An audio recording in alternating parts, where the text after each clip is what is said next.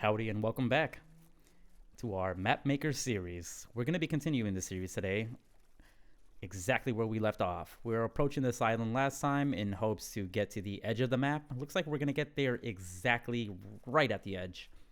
Hopefully on this island it has one of those surface level ores.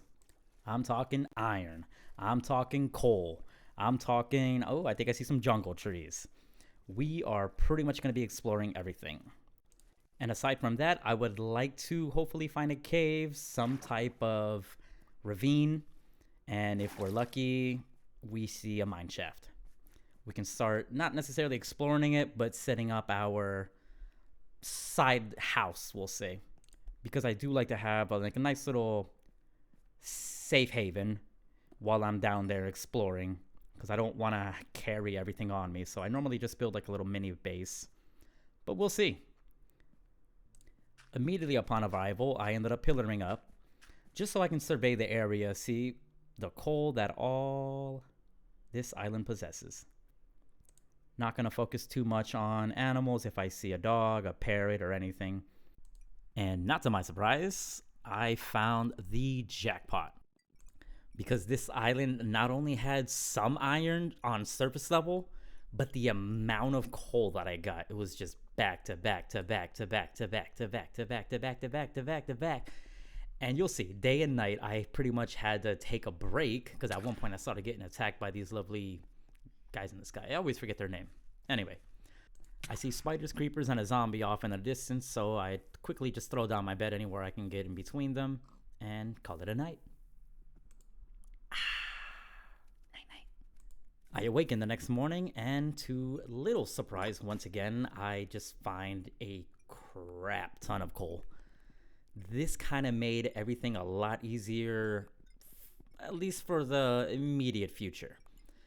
My plans when I get back is to pretty much spawn-proof more of the island. I know right now we have the immediate area around the house and backyard, but I wanted to at least have more so whenever we do find a ravine, a mine shaft, or another cave, we can either start right away, or we can at least get the entrance with some of these torches that I'm going to be making. I noticed over the past couple of months, I'm not really using coal to burn stuff up. The smelting process for me is just more so if I need maybe my iron, I may do that. But for the most part, I do wood. That's my fuel source. Coal is just strictly for torches. And honestly, that's about it. I don't really use them for anything else. Because again, I don't want to waste them. So right now, getting all these little veins is perfect. Because this is going to definitely keep me focused on the task at hand and not have to run back home to set up more torches. Or even stop what I'm doing because now I got to figure out how I'm going to find more coal, and I'm not trying to do all that. That's just a waste of time. Focus, focus, focus. And as you can see in the video, I was not lying. I stumbled upon a massive amount of 6 to 8 blocks every single time I found another vein. I probably found maybe 3 or 4 that was just exactly with that, 3 or 4 blocks, but for the most part, this island was awesome. So at least I know for the future, I know I can pretty much come back to this island on the southwest side. Hell, even after we finish this map, if we have to get some coal for whatever reason, then I certainly am not opposed to doubling back to this island. So after a long day's work, I go ahead and go to bed. Wake up the next morning and get those little saplings that I said I wanted to get from these jungle trees. And after doing so, I spot some more coal in a difference and quickly and greedily devour all of it. Lastly, I pillar up just to make sure I got everything that I think I needed at the time, which for the most part, everything looks conquered and completed. Nothing to see here, nothing that I actually need, and wow, what a day. So I pillar down and immediately check the inventory. I have to make sure that this feels comfortable enough to actually start heading back out on the quote-unquote road, since it's technically water. And honestly, it's enough. 7 stacks of coal was great. And after deciding that we pretty much had everything that this island had to offer, I decided to hop in my boat and head on to the big open blue. But of course, not before seeing one more little vein of coal to my right. I hopped out of my boat, and greedy me decided to go ahead and grab as much as I could. And by much as I could, I mean all of it. And because I wanted to show all of the process of the map making, I'm not gonna skip over this, but this was very underwhelming. It was literally nothing but water. And so, I will catch you later and leave you with the nice tones of Minecraft boating in the water.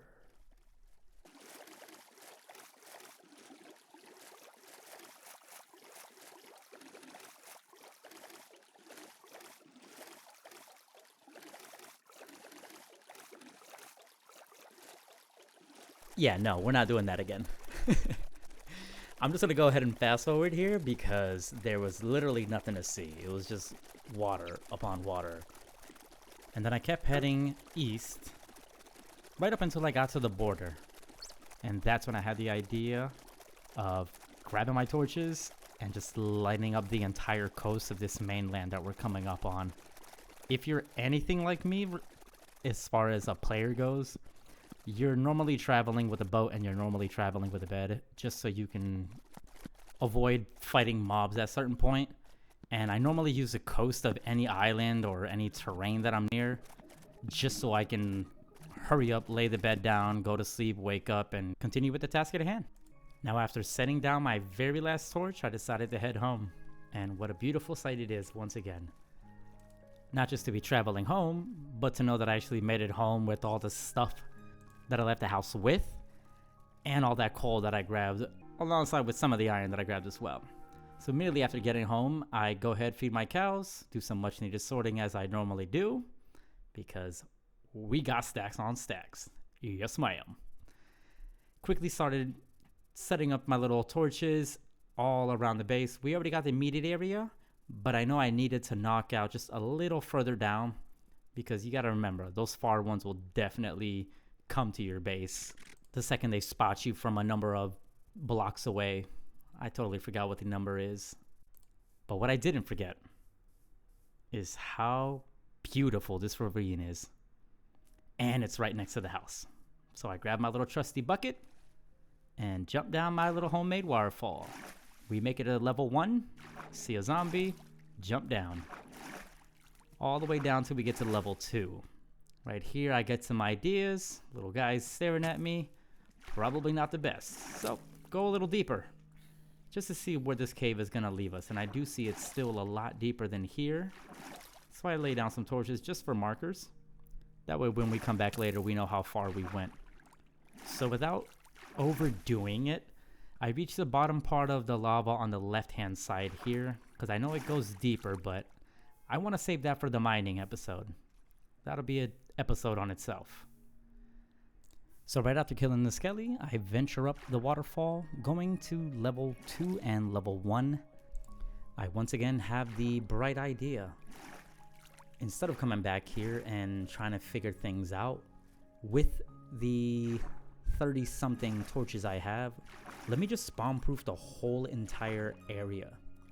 And so once I did get to level 2, I decided, hey, you know what? Let me go ahead and spawn-proof everything I can real quick. And I did just that, right up until I got to all this iron. Then, of course, immediately just started going ham on that. Meanwhile, clearing the room of any mobs that wanted to attack. Just back to back, back to back. Found some coal, figured, hey, let me just knock that out as well. But the really lucky part was when I knocked out this like 6-block vein of iron, I kind of stumbled upon this weird little room in the back, which, again, I spotted iron, so I mean, I wasn't gonna just leave it there. Let me knock this out, but again, I can't go too deep because, again, I want to save this for another episode. I don't want to just blindly start killing myself accidentally because I got greedy. And so I set up a couple of torches, here, and just right after I dropped down, making sure there wasn't any hostile mobs in sight, since the immediate plan was to make sure I can take all this iron and take all this coal that I got with me and bring it back home.